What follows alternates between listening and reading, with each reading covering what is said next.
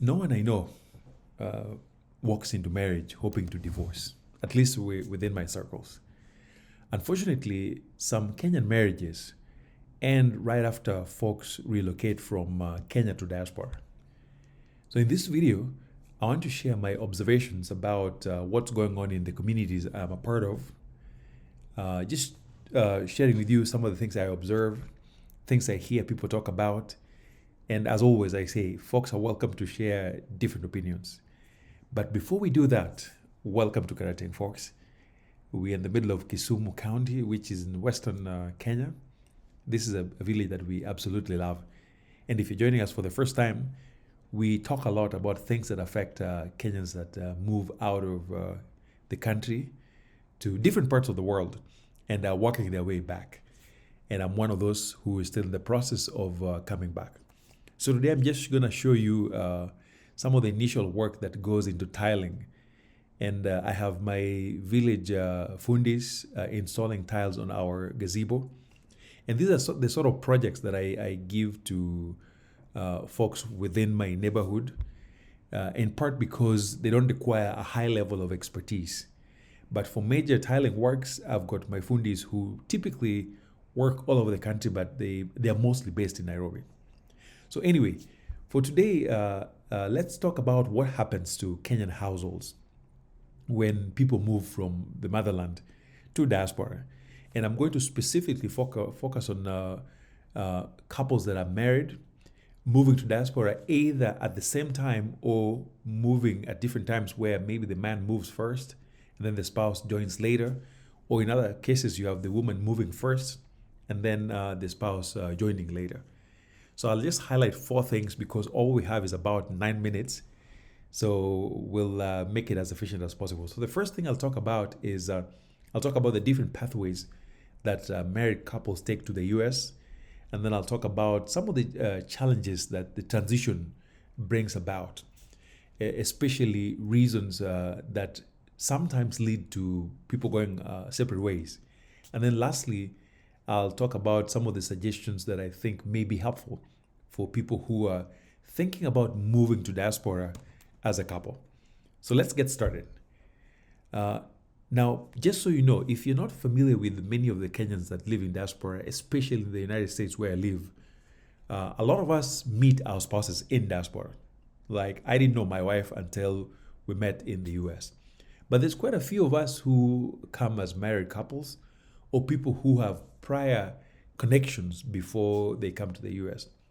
Now, in my view, the unions that begin within the US in some ways are shielded from some of the problems I'm going to talk about, in part because couples that meet in the US, for the most part, of course, there are exceptions, for the most part, tend to be similar when it comes to issues of adjustment and cultural alignment.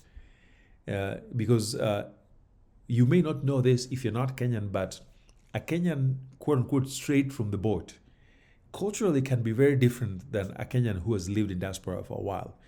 And so my observation has been that folks who meet here after having lived in the US for a while tend to be relatively similar culturally, as opposed to folks where a person has lived in the US for a while and a person is moving straight from the motherland. So, like I said, people who meet here tend to have slightly different issues compared to this group that start their unions in Kenya. And I say that because I know the cultural alignment thing, in some ways, minimizes the tensions that you can expect where there's very significant cultural differences. And in some of my videos, I've also even talked about the difference between myself, who grew up in the village, and my wife, who was born and raised in Nairobi. There are times when I do things that for her just don't make sense, but for a village person, they completely make sense. I remember one time she had some shoes cleaned, and I noticed that she had them aired outside just one side of the shoes. And I didn't understand what that was until I realized that was because she actually was raised in Nairobi. And so culturally, even though we all come from Kenya, we can be very different folks depending on where folks are raised. And these differences are really pronounced when folks have lived in the US for a while.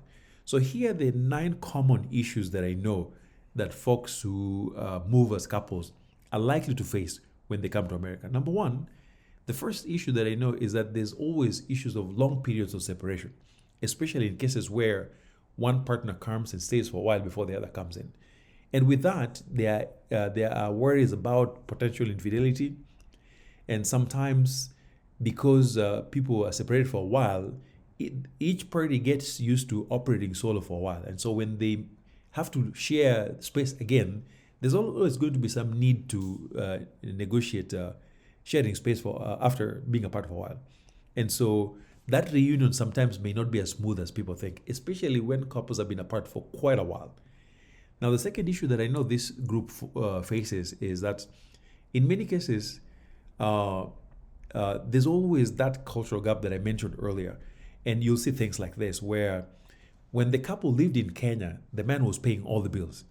And then when they moved to the US, all of a sudden the lady realizes that, well, here to some degree, folks are going to have to share bills.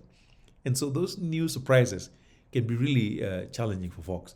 And on the men's side, one thing that I notice is that sometimes we are used to kienyeji ways of living. And that is the traditional hierarchy where the man is, quote unquote, the head and the wife occupies another lower rank. Those adjustments can be really tough for folks in the first couple of months or so. And this is especially difficult when it's the woman who moves to the US first, because for some reason I think it takes us longer as men to adjust. And so sometimes even just splitting duties at home, helping here and there, can be really difficult for men. That puts a lot of strain on women. And then the economic pressures are usually very intense because initially when folks move in, most of us do entry-level jobs. And our responsibilities typically remain the same. And so the economic pressures can be really tough for folks at the beginning, especially people who move with kids. Now, number 5, the other common issue that this group faces has to do with the lack of stable networks. Because you're new, you have not connected to folks, and so the couple, the partner that is just joining in often has no connections, no networks, and depends on the spouse for everything to do with the connection and all that. So many of them are usually very lonely, left at home, or can only go places where their spouse is moving to. And then, of course, the pressure to fit in can be really intense. One of the benefits of having lived in diaspora for a while is that you don't get excited about little things like your neighbor buying a new house or a car and all that. But individuals who are new are often caught up in all that. So the pressure to fit in is very high for people who are new, and that can translate to the new partner putting so much pressure on the partner that lives in the US to do more like everybody else. And then, of course, couples that move without documentation have a unique pressure because their options for getting paperwork are always much more limited as opposed to people who are single. And those who know what I'm talking about already know what that is. And then, of course, for many folks, there's a big career setback that happens because some of us actually leave very high-paying jobs or jobs that are much more formal into jobs that are really tough. I remember when I left Kenya, I was a high school teacher. In fact, I had just been appointed a deputy principal. So I moved from being a deputy principal to a dishwasher, washing dishes. At some point, I was wiping butts and all that. So that can be really challenging, particularly for men. And so in all, what I would say is that eventually what happens is that some of our habits that quote unquote would be described as bad back in Kenya begin to emerge in ways that are very different. For example, some of us can be very rigid as men. We may have trouble helping around, or some of us can have trouble really controlling our spouses. So when we move to diaspora, these things become really prominent because in Kenya, there's lots of supports. People can hire nannies. And so what typically happens is that those quote unquote bad habits are masked. But then when you come to diaspora, it's only the two of you, those so-called bad habits become very prominent. And so then you have a case where one partner begins to see the other partner as almost a completely different person. And they are wondering, do I really want to live with this person? So the stress level that comes with all of that is on another scale.